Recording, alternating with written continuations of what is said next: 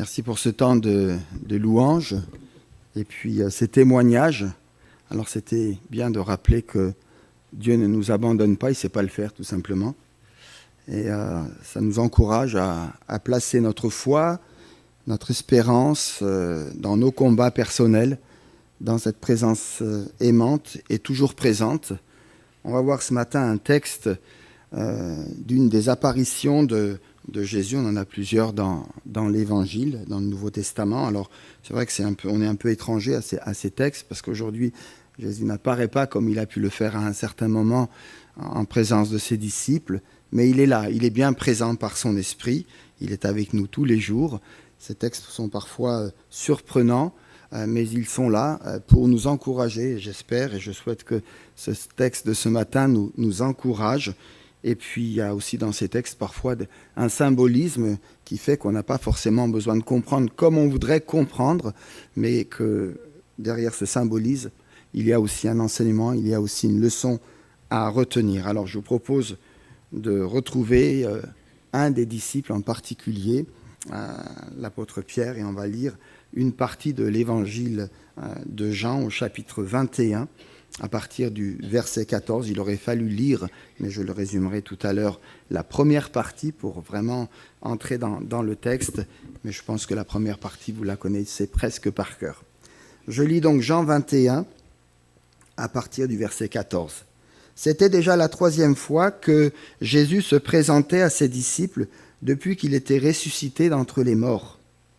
Après qu'ils eurent mangé, Jésus dit à Simon-Pierre, « Simon, fils de Jonas, m'aimes-tu plus que ne le font ceux-ci » Il répondit, « Oui, Seigneur, tu sais que je t'aime. » Jésus lui dit, « Prends soin de mes agneaux. » Il lui dit une seconde fois, « Simon, fils de Jonas, m'aimes-tu » Pierre lui répondit, « Oui, Seigneur, tu sais que je t'aime. » Jésus lui dit, « Sois le berger de mes brebis. » Il lui dit pour la 3e fois, « Simon, fils de Jonas, m'aimes-tu » Pierre fut attristé de ce qui lui demandait pour la 3e fois, « M'aimes-tu » Et il lui répondit, « Seigneur, tu sais toutes choses, tu sais que je t'aime. » Jésus lui dit, « Prends soin de mes brebis.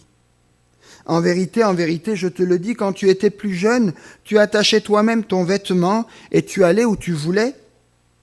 Mais quand tu seras vieux, tu étendras tes mains et un autre te l'attachera et te mènera où tu ne voudras pas. » Il dit cela pour indiquer par quelle mort Pierre glorifierait Dieu. Après avoir ainsi parlé, il lui dit, « Suis-moi. » Pierre se retourna et vit venir à leur suite le disciple que Jésus aimait, ici c'est Jean. Celui qui, pendant le souper, s'était penché sur la poitrine de Jésus et avait dit, « Seigneur, qui est-ce qui te livre ?» En le voyant, Pierre dit à Jésus, « Est-ce celui-ci, Seigneur?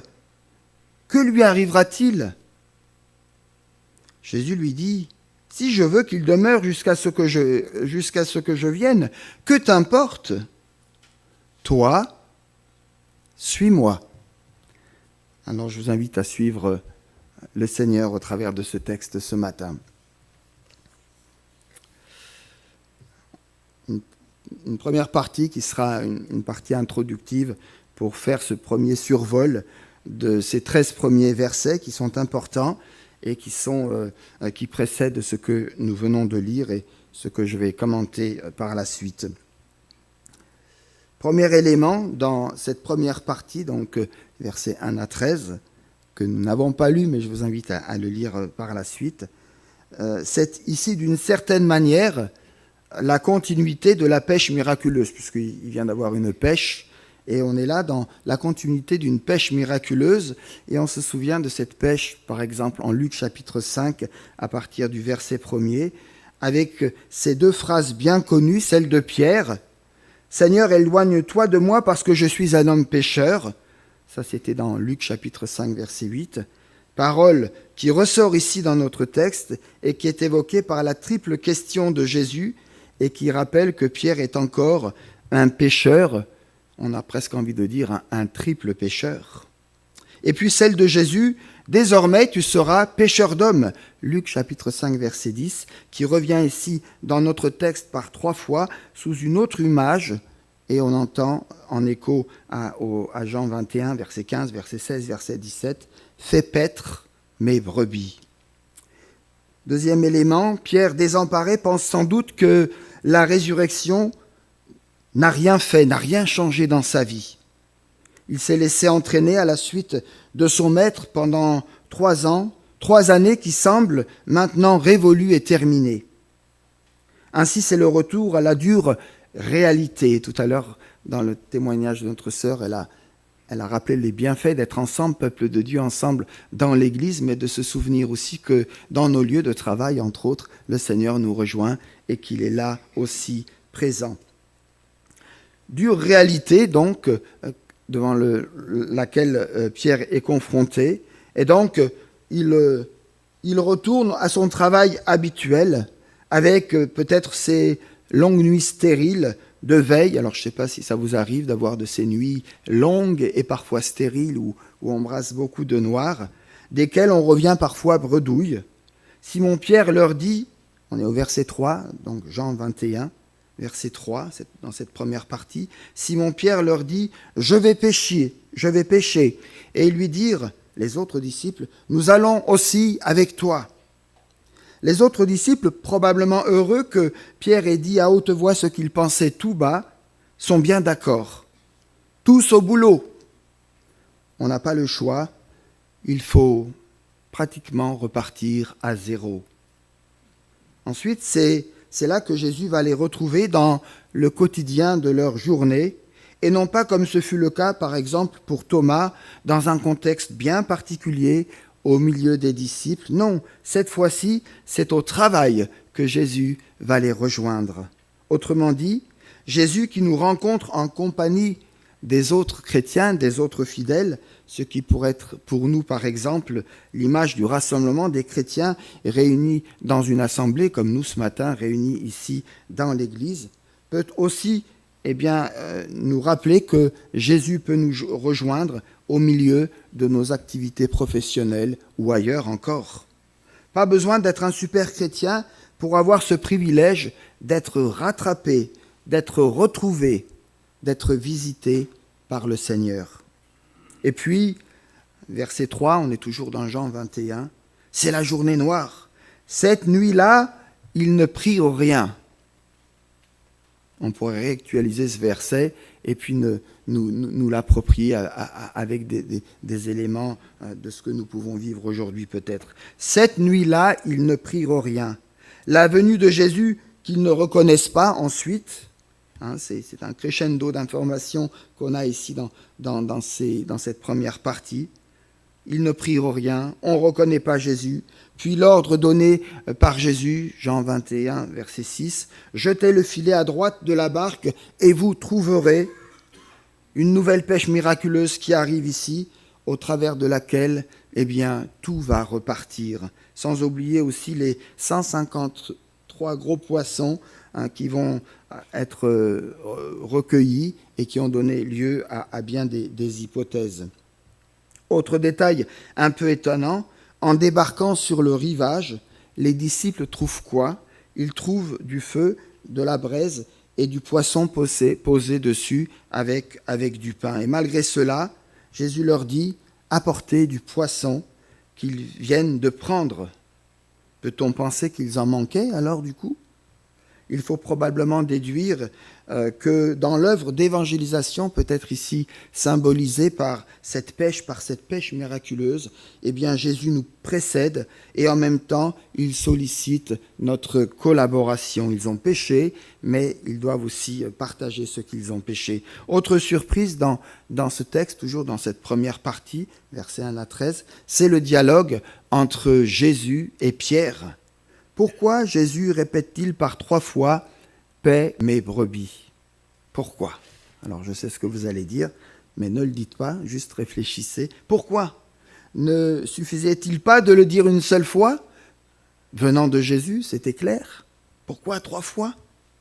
Alors certains commentateurs font remarquer que pour être valable, les formules juridiques devaient ordinairement être répétées 3 fois devant témoins. C'est peut-être pour cette raison alors que l'évangéliste Jean nous précise que c'était la 3e apparition de Jésus à ses disciples. C'est donc officiel, c'est vrai. De la même manière que Pierre a 3 fois affirmé qu'il ne connaissait pas cet homme, quand il va être repéré, Pierre dira, en parlant de Jésus, « Je ne connais pas cet homme », et il le dira 3 fois. Eh bien, cette fois, Jésus l'interroge 3 fois, et dans cette approche de la part de Jésus, je vois l'infinie délicatesse du Seigneur qui permet à Pierre, eh bien, quelque part, d'effacer, non pas de se souvenir, parce qu'il s'en souvient et il s'en souviendra encore, mais peut-être de commencer à effacer eh bien, son triple reniement. À chaque fois, Jésus s'appuie sur cet engagement, cette adhésion de Pierre pour lui confier la mission de pasteur de la communauté, soit le pasteur de mes brebis ou de mes agneaux. Ainsi, chers amis, notre relation à Jésus n'a de sens et de vérité que s'il s'accomplit dans une mission au service des autres. Pas simplement dans ma relation avec Dieu, mais ça doit aller plus loin.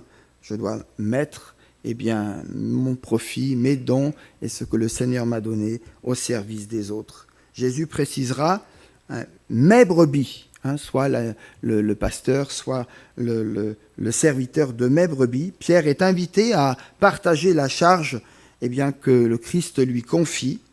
Il ne devient pas propriétaire du troupeau, mais le soin qu'il prendra du troupeau du Seigneur sera le lieu de vérification ou le signe de vérification de son amour pour le Christ lui-même. Voilà un petit rappel, un petit survol, et je vous propose maintenant de voir un peu ce qu'a été, rapidement, parce qu'il y aurait tellement de choses à dire sur ce texte, l'entretien de Jésus avec Pierre. Cet entretien est bien connu dans les évangiles, et ce n'est certainement pas le meilleur moment de la vie de Pierre. Vous savez, on a des moments comme ça dans la vie, on n'a pas trop envie de s'en souvenir ou d'en parler. On sait, voilà, on les met de côté parce que ça nous rappelle, et parfois ces rappels sont douloureux et difficiles à porter.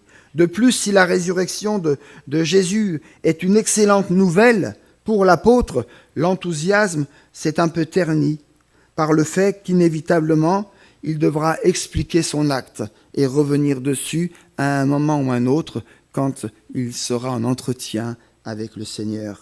Certes, Pierre a très envie de rencontrer Jésus-Christ, Jésus ressuscité, et sa joie se mesure au fait qu'il va se jeter immédiatement dans l'eau lorsqu'il apprend que Jésus est sur la berge. C'est quelques versets plus haut, verset 7.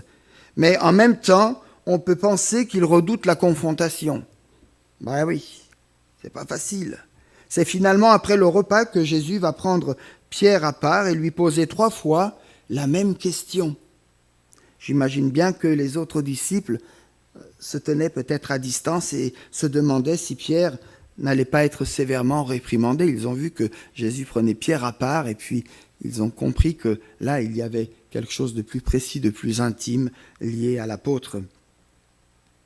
En même temps, il y a, je crois, un indice important qu'il nous faut saisir, à savoir que Jésus convoque à sa table improvisée, voilà, il y a une braise, il y a du feu, c'est une sorte de repas, c'est une sorte de table, j'appelle ça cette table improvisée, où tout le monde va connaître quelque part une communion retrouvée qui était peut-être rompue par rapport au Seigneur qui était mort, et puis on parlait de la résurrection, et puis là on est dans les apparitions du Seigneur Jésus, rompu peut-être parce qu'entre eux, Pierre a renié le Christ.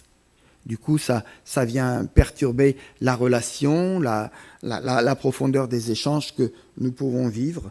Eh bien, Jésus restaure ici, autour de ce feu et de cette braise, il restaure et il redonne vitalité dans la communion avec lui et avec les disciples. Et ça se joue ensemble et ça se fait ensemble. La triple question et les réponses parlent bien sûr du triple reniement de l'apôtre, mais surtout de son rétablissement dans le rôle de pêcheur d'hommes. Or, pour remplir ce rôle et accomplir cette mission, il ne faut qu'un critère. Et ce critère, il ressort fortement dans ce texte, l'amour pour Jésus. D'où cet examen. Simon, fils de Jonas, m'aimes-tu ? Et la réponse que Pierre donnera, oui Seigneur, tu sais que je t'aime. Et Jésus de dire, alors, sois le pasteur de mes brebis. Nous connaissons tellement ce texte qu'il est difficile de faire des remarques et pourtant, je prendrai le risque de redire ce que vous connaissez déjà ou ce que vous avez déjà entendu.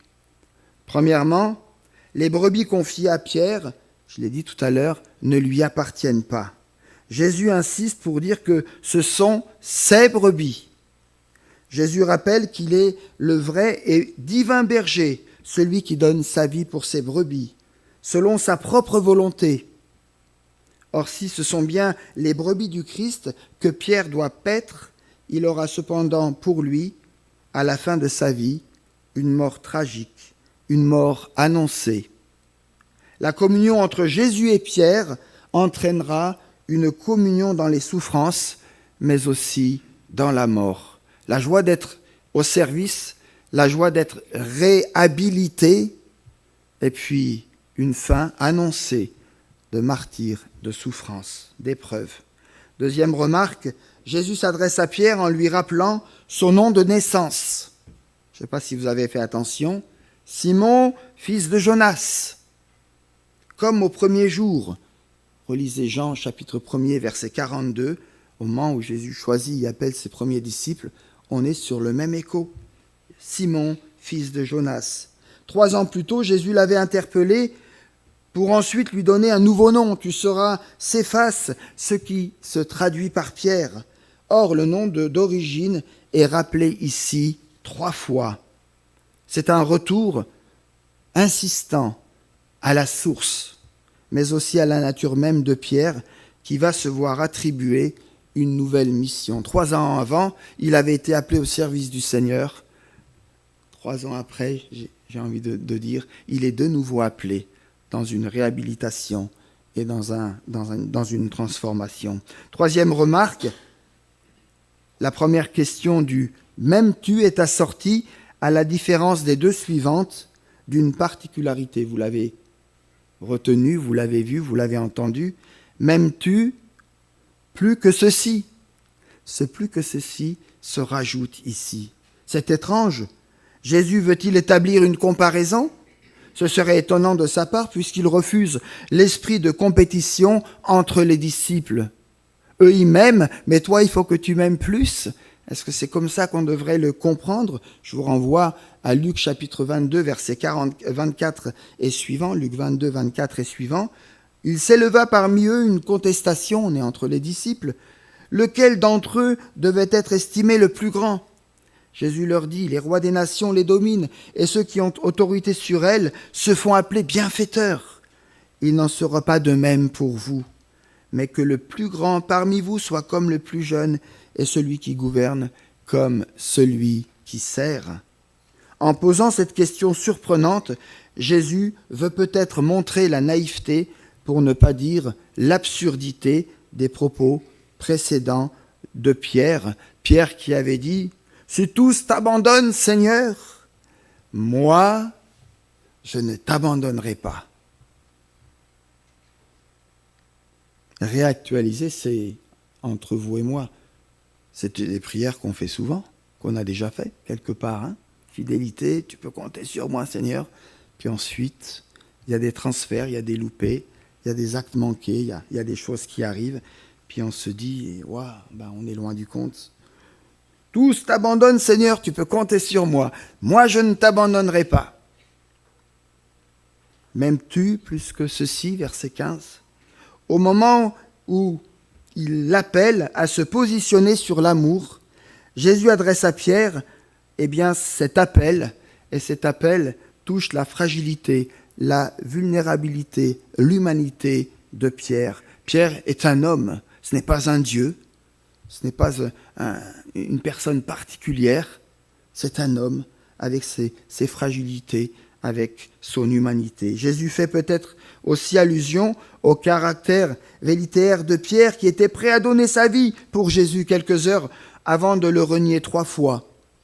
On se souvient de ces textes. La question pourrait aussi impliquer et concerner la faute à laquelle tout le monde pense, mais on n'ose pas le rappeler, le reniement de Pierre. Pourtant, si vous faites attention, Jésus ne fait pas de reproche direct à Pierre, mais lui impose de réfléchir sur sa situation face à l'homme, donc Jésus, qui l'a renié. Et cette réflexion, cette introspection devrait susciter chez l'apôtre une réflexion quant à l'amour proportionné de la bonté et de la miséricorde que Pierre reçoit et va recevoir encore. La question pourrait encore vouloir dire de la part de Jésus, pour paître mes agneaux, la condition suprême n'est pas d'avoir un grand savoir, ni des talents exceptionnels, ou encore une rare intelligence, pas même une dévotion particulière pour mes agneaux. Mais d'abord, cette réponse à la question posée, Pierre, m'aimes-tu ? Dans ce cas, mais seulement dans ce cas, je peux te les confier. Par amour pour moi, tu les aimeras et tu les entoureras de tendresse et de sollicitude. On peut penser aussi cela si on veut se promener un peu dans ce texte. Alors parlons de cet amour rapidement. Dans ce texte, vous le savez certainement, 2 verbes sont utilisés en grec pour dire aimer, agapé et philéo. Jésus emploie les 2 verbes, tandis que Pierre n'utilise qu'un seul, le second, philéo. Chez l'apôtre Jean et tout au long de ses écrits, entre autres, agapé implique un amour transcendant, un amour qui vient d'en haut, un amour de Dieu, un amour qui va donner aussi sa vie, même s'il est vécu par un homme, ici Jésus, dans sa nature humaine. Philéo est plutôt le terme qu'on utilise pour parler de l'amour humain, de l'amitié, de l'amour filial. Jésus, qui veut confier à Pierre le soin de ses brebis, sollicite de sa part un amour inconditionné, sans réserve, un amour qui vient d'en haut. L'amour parfait, quoi. Les 2 premières fois où le Seigneur interroge Pierre, il utilise le verbe agapao. Mais Pierre répond par l'autre verbe, qui est parfois traduit par « j'ai de l'affection pour toi » ou encore « j'ai de l'amour, j'ai de la sympathie pour toi ». Au travers sa trahison, Pierre a compris que le prix de l'amour était peut-être trop élevé, en tout cas ça c'est ma manière de comprendre et de dire les choses, que le prix de l'amour de Jésus était trop élevé pour lui et qu'il était incapable par lui-même d'aimer Jésus de la même façon que Jésus l'aimait. Et c'est parce qu'il a compris cela, entre autres, que Pierre répond avec cette humilité et cette honnêteté. De plus, il ne dit pas « Je t'aime, Seigneur », en se mettant encore en avant et en devenant le sujet de la phrase. Il va dire simplement et humblement « Tu sais que ?» Bienheureuse certitude, car tu me connais mieux que moi-même. Tu et non je. Oui, Pierre a progressé dans l'humilité et dans la pondération. C'est sans doute pourquoi Jésus, qui a vu comment jusque-là Pierre a cheminé, va lui confier dès les premières réponses cette mission qui l'engage, cette mission qui n'est pas rien. Prends soin de mes agneaux, verset 15. Il n'attend pas de le faire une fois que Pierre a pu justifier son acte et puis qu'il a pu venir dans un esprit de repentance au bout de 3 interrogations, de 3 pardons. Non, il le fait aussitôt. Le ministère de pasteur, soigner les agneaux et diriger le troupeau, que reçoit Pierre est inspiré par l'amour pour Jésus, et seul cet amour garantit l'unité et la continuité des communautés chrétiennes qui vont venir par la suite. Pierre en sera un des serviteurs, d'autres ensuite prendront le relais. Pour conduire mon peuple, Pierre, tu dois m'aimer moi d'abord. Seigneur, tu sais tout, verset 17. Pierre est déçu de la répétition de Jésus, comme si c'était un manque de confiance de son amour, 1 fois, 2 fois, 3 fois. Pourtant, il ne cherche pas à tricher devant Jésus. Il se tient en vérité devant son Seigneur, dans sa faiblesse, dans sa pauvreté, mais aussi dans son amour et son attachement sincère. Ce verset évoque, verset 17, une belle définition du disciple. Et on pourrait dire, qu'est-ce que le disciple, en relisant et en réfléchissant sur ce verset 17, on pourrait dire, le disciple, c'est un homme qui a expérimenté ses limites et qui sait qu'il n'a pas toujours assez de foi et de courage, mais qui, dans sa faiblesse et au-delà de ses infidélités, est attaché au Christ. Mes amis, c'est au disciple qui a renié et qui a été relevé, pécheur pardonné, qui est confié le troupeau de l'Église. Je ne peux asseoir mon action dans l'Église, et quels que soient ses services, quelles que soient ses actions, je ne peux les asseoir dans l'Église en comptant sur mes propres forces, mais sur le fait que j'ai été, tu as été, nous avons été, nous aussi, un jour, pardonnés, graciés et relevés. Et puis, il y a cet appel solennel, versets 18 et suivants, l'annonce surprenante, annonce déroutante du martyre de Pierre. Et un dernier ordre, verset 19, « Suis-moi ». Là encore, dans l'esprit de Pierre, cette parole de Jésus devait encore résonner dans sa mémoire. En effet, cette question de suivre Jésus venait d'être évoquée quelques jours plus tôt. C'était, souvenez-vous, lors du repas, le soir de Pâques, Jésus, à mots couverts, avait alors parlé de son prochain départ et de sa mort imminente. Sur ces entrefaits, Pierre, toujours impétueux, lui avait demandé « Seigneur, où vas-tu » Sous-entendu certainement, « Je ne te laisserai pas y aller sans moi » À cette question, Jésus lui avait répondu « Tu ne peux pas me suivre maintenant, là où je vais, mais tu me suivras plus tard. » Jean 13, verset 36. C'est d'ailleurs à ce moment-là que Pierre avait déclaré être prêt à tout pour le Seigneur et même à mourir s'il le fallait. Maintenant, là, sur les bords du lac, Jésus redit à Pierre, « Suis-moi ». Et dans cet ordre, dans cet appel solennel, c'est un peu comme si Jésus disait, « Maintenant, c'est le temps. Maintenant, c'est le moment. Maintenant, c'est la bonne saison. Maintenant, tu peux me suivre à présent, être mon disciple, paître mes brebis et participer aussi à la même mort que moi. Oui, suis-moi. Oui, tu peux me suivre. Oui, j'ai envie que tu me suives. » Mais cette dernière parole a dû retentir d'une étrange façon chez Pierre. Car Jésus lui donne une mission et lui indique aussi de quelle façon il va mourir. Quel choc, quelle émotion pour Pierre. Or, historiquement parlant, nous savons que Pierre est mort en martyr sous Néron à Rome en 64 à peu près de notre ère.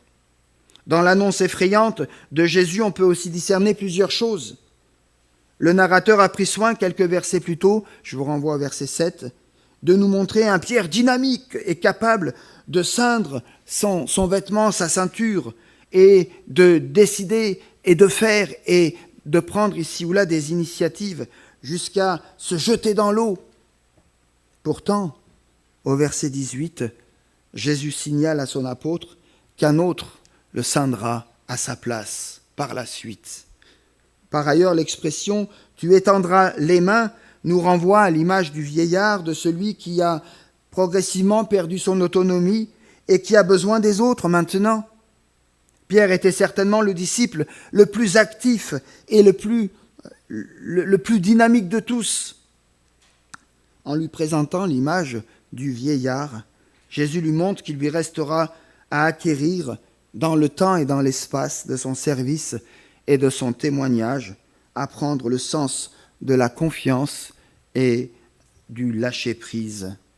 Le lâcher-prise, mes amis, concerne ma relation à Dieu et ma confiance dans les circonstances que j'aurai à vivre. Non pas celles que je maîtrise, non pas celles que j'aime, non pas celles qui m'arrangent, mais celles que je ne connais pas et qui fait appel à ma confiance dans le temps et dans l'espace des choses que je vais vivre et que le Seigneur connaît parfaitement. Pierre a très bien compris que ce que représentait cette annonce et le défi qu'il devait vivre et qu'il allait vivre dans les années qui allaient suivre. Quelques années plus tard, d'ailleurs, si nous faisons attention, eh bien, Pierre dira dans sa première épître, dans 1 Pierre 4, verset 16, en parlant de la souffrance et de la glorification, il écrira ceci: « Si un chrétien doit souffrir, qu'il n'en ait pas honte, qu'il glorifie plutôt Dieu de porter son nom. » C'est tout un cheminement que Pierre a vécu intérieurement pour pouvoir écrire cela et pour pouvoir le vivre aussi personnellement. Alors un mot de conclusion. Que dire après un tel texte? Il y aurait tellement de choses encore à dire, tellement ce texte est riche et de détails et de symbolisme. Que dire? Quelles leçons pouvons-nous tirer pour nos vies personnelles? C'est difficile à dire. Et sans doute, c'est à chacun de cheminer personnellement dans sa réflexion, dans sa méditation. Et peut-être que l'un ou l'autre d'entre vous va dire, moi dans ce texte, c'est ça qui m'interpelle. Là, dans ce texte, c'est ça qui me gêne, mais j'aimerais encore dégrossir, j'aimerais avancer. Chacun a sa lecture, a sa relecture, et bien, à un épisode de sa vie ou à un épisode de ce texte peut se retrouver. En tout cas, moi, ce qui a retenu mon attention ou ce qui m'interpelle, c'est quelques points que je vais vous laisser en guise de conclusion. Je dois m'interdire de calculer pour savoir si j'aime le Seigneur plus que tel ou tel dans l'Église, ou si je suis un meilleur chrétien que tel ou tel, ou si je suis plus spirituel parce que j'ai reçu une dose plus grande du Saint-Esprit, ou si je suis plus grand parce que j'ai mieux compris la parole de Dieu. Je dois me préserver de ce type de comparaison pour éviter d'entrer dans une concurrence malsaine. Que Dieu nous en garde. Deuxième élément, je dois être honnête et humble sur ma façon d'aimer. Et quand bien même je devrais avouer ne pas suffisamment aimer le Seigneur, et je le dis pour moi-même, je sais que Jésus me confie ce qu'il a de plus cher, ces brebis pour lesquelles il a donné sa vie. Ces brebis, ce sont les personnes qui m'entourent, qui nous entourent, et pour lesquelles Jésus réclame mon engagement, mais le vôtre aussi. Ces frères et sœurs devant qui je vais partager et vivre ma foi, celle que Pierre confessa aussi en ces termes: « Tu es le Christ, le Fils du Dieu vivant, à qui d'autre irions-nous » Matthieu 16, 16. Enfin, la dernière chose touchante que j'extrais de ce texte, c'est cette confession de Pierre. Verset 17, fin du verset 17. « Seigneur, tu sais toutes choses. » Ou pour dire les choses autrement, je paraphrase un peu ici, « Qui mieux que toi, Seigneur, sait ce qu'il y a dans mon cœur? Qui? Dans ma tête, dans ma vie, dans mes pensées. Je ne peux rien te cacher. Je suis face à toi dans toute la réalité de ce que je suis. Ce qui pourrait être très écrasant et éprouvant pour moi dans mon amour-propre, dans mon orgueil, eh bien, par ta grâce, par ta présence, tu es capable de le stopper parce que tu m'acceptes tel que je suis. Tu veux juste ma lucidité sur moi-même. Est-ce que nous sommes lucides ce matin quant à notre relation et à notre vie avec le Seigneur? Seigneur, tu sais toutes choses, tu sais que j'ai de l'affection pour toi. Chers amis, l'Église que bâtit Jésus-Christ en rassemblant ses disciples est fondée sur un acte de pardon. Nous ne l'oublions jamais. Pardon qui nous rappelle que nous sommes tous pécheurs, mais pardonnés par son sacrifice ultime sur la croix. Nous ne serions plus l'Église si nous n'étions plus habités par cette assurance que Christ est ressuscité. Nous sommes un peuple gracié, nous sommes des frères et des sœurs pardonnés. Le pardon de Dieu nous a devancés et désormais pas même l'obstacle ultime de la mort ne pourrait nous séparer de lui. Ce pardon qui nous a relevés a fait de nous des témoins de sa présence, de son amour. Comme pour Pierre, le Seigneur ouvre devant nous, aujourd'hui encore, un avenir fait d'espérance. Je vous renvoie à ce beau texte de Jérémie 29, 11. Il dépend de nous de le servir dignement pour que le Seigneur transforme nos cœurs en les marquant de sa présence et de son empreinte d'amour. Mes amis, comment ne pas voir dans les paroles mêmes de Jésus qui veut libérer tout homme, toute femme, tout jeune, toute personne de toute honte et de tout désespoir, l'amour incommensurable de notre Père. En faisant triompher la justice, en même temps que le pardon, la résurrection de Jésus nous ouvre à la promesse d'un monde nouveau que nous attendons et qui est décrit entre autres dans le livre de l'Apocalypse. Cette espérance-là nous délivre de l'illusion qui consisterait à croire que la vie n'a de sens que pour ceux qui réussissent seulement, ceux qui seraient épargnés de tous les malheurs du monde. En même temps, elle interpelle et appelle ceux qui croient, qui ne croient pas encore. Comme disait tout à l'heure Sylvain, ces personnes qui ne croient pas, mais voilà, j'ai témoigné. Eh bien, voilà, elle nous interpelle et appelle ceux qui ne croient pas encore et qui sont comme envahis par l'esprit de revanche, de haine, de violence, et qui ont besoin d'être touchés par la grâce du Seigneur et délivrés du péché qui conduit à la mort et à la séparation éternelle d'avec Dieu. Pierre, m'aimes-tu ? On pourrait y mettre notre prénom. Hein ? Pierre, m'aimes-tu ? C'est dit, c'est redit, pour que dans cet acte de grâce, Jésus puisse entendre son disciple laisser parler son cœur. M'aimes-tu ? La réponse de Pierre, si importante soit-elle, n'est qu'une ébauche de la réponse que nous avons nous-mêmes à donner ou à redonner ce matin. Ayons assez d'humilité et d'honnêteté pour non seulement savoir nous repentir en reconnaissant nos fautes, nos torts, nos erreurs, nos faiblesses, mais aussi pour accepter une bonne fois pour toutes l'amour incommensurable et le pardon illimité que Jésus nous offre encore aujourd'hui. Pierre, m'aimes-tu ? Amen. Voilà, je vous propose.